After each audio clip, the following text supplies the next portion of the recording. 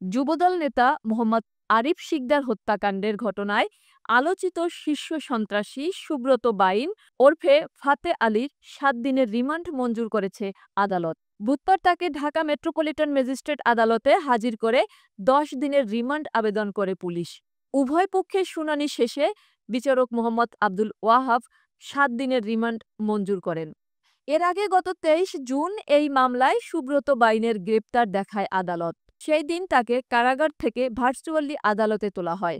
মামলার তদন্তে জানা যায়, গত ১৯ এপ্রিল রাত ১০টার দিকে হাতিরঝিলের নয়াটোলা মোড়ল গলির দ্য ঝিল ক্যাফের সামনে যুবদল নেতা আরিফকে গুলি করা হয়। ঢাকা মেডিকেলে চিকিৎসাধীন অবস্থায় ২১ এপ্রিল তার মৃত্যু হয়।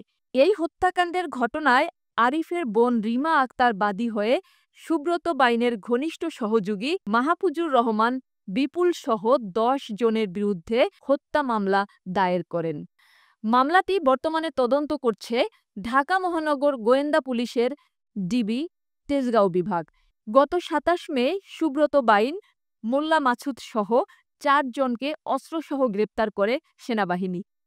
এরপরেই তাকে অস্ত্র মামলায় ৮ দিনের রিমান্ডে নেওয়া হয়।